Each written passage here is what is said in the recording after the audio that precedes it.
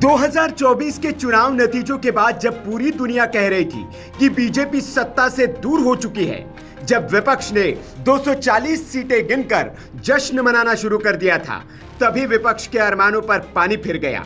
जश्न फीका हो गया क्योंकि सियासत के चाणक्य ने पहले ही बिसात बिछाकर रखी थी। मोदी 3.0 की विपक्ष के सारे अरमान धरे रह गए। सत्ता पाने का ख्वाब चकनाचूर हो गया और सिर्फ एक वजह से, नाम है अमित शाह, काम है नामुमकिन को मुमकिन करना। आज वीके न्यूज पर हम बताएंगे कैसे अमित शाह ने 2024 में सिर्फ सरकार ही नहीं बनाई बल्कि भारत की राजनीति की परिभाषा ही बदल दी। 2024 लोकसभा चुनाव में बीजेपी को मिली सिर्फ 240 सीट, बहुमत से 32 सीट दूर। लेकिन अमित शाह पहले से तैयार थे, पहले ही कर लिए थे रणनीतिक गठबंधन। टीडीपी के चंद्रबाबू नायडू और जेडीयू के नीतीश कुमार से हाथ मिलाकर एक ऐसा एनडीए गठबंधन तैयार किया गया जो सत्ता की कुर्सी तक सीधा पहुंचा। शाह ने चुनाव से पहले ही समझ लिया था कि सिर्फ अकेले नहीं, साथ लेकर चलना है, और नतीजा मोदी सरकार तीसरी बार बन गई। 2024 में ही आंध्र प्रदेश में शाह ने रच दिया कोटामी गठबंधन, BJP plus TDP plus Jana Sena. Naidu और पवन कल्याण को एक मंच पर लाकर शाह ने न सिर्फ एनडीए को मजबूत किया बल्कि वाईएसआर कांग्रेस के गढ़ को हिलाकर रख दिया।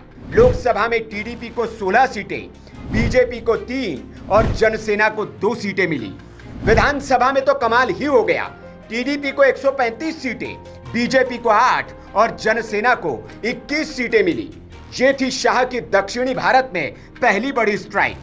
अब आते हैं बिहार, जहां लालू राबड़ी की जोड़ी सोच रही थी कि इस बार एनडीए बिखर चुका है, लेकिन शाह ने नीतीश को फिर एनडीए में लाकर विपक्ष के पूरे गणित को बिगाड़ दिया और साथ ही जोड़े चिराग पासवान की एलजेपीआर, जीतन राम मांझी की हम सेक्युलर और कुशवाहा की आरएलजेडी।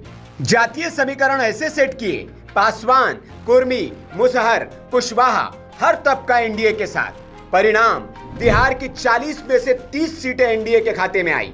बीजेपी और जेडीयू को 12-12 सीटें मिली, एलजेपी को 5 और हमको 1 सीट। यह है रणनीति, इसे कहते हैं शाह की सियासत। अब शाह का अगला निशाना बिहार विधानसभा चुनाव 2025 है।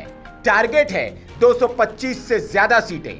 मार्च और जून में शाह ने खुद बिहार जाकर एनडीए नेताओं से मुलाकात की, बूथ मैनेजमेंट पर जोर दिया और एलाइज को पूरा सम्मान देकर यूनिटी को पुख्ता किया। नीतीश को राज्य का चेहरा, मोदी को राष्ट्रीय नेता, यानी एनडीए में न कोई भ्रम न कोई टकराव। अब चलते हैं दक्षिण के सबसे कठिन मैदान तमिलनाडु, जहां पर डीएमके का किला तोड़ना आसान नहीं है, लेकिन शाह ने यहां भी एआईएडीएमके से गठबंधन कर बड़ा दांव चल दिया है। AIADMK plus BJP plus OBC vote bank plus Thevar समुदाय इज इक्वल टू डीएमके को सीधी चुनौती। एआईडीएमके की द्रविडियन पहचान और बीजेपी की राष्ट्रवादी छवि को मिलाकर शाह ने विपक्ष की हिंदी इंपोजिशन की बातों का जवाब विकास और भ्रष्टाचार के मुद्दे से दिया है। अब सवाल ये, अमित शाह को बाकियों से अलग क्या बनाता है? वो गठबंधन साथियों को सम्मान देते हैं, सीट बंटवारा करते हैं विनेबिलिटी के आधार पर, क्षेत्रीय समीकरणों को समझते हैं और वोट बैंक को जोड़ते हैं, और सबसे बड़ी बात, वो सत्ता के पीछे नहीं रणनीति के पीछे काम करते हैं। उन्हें आज के चाणक्य यूं ही नहीं कहा जाता।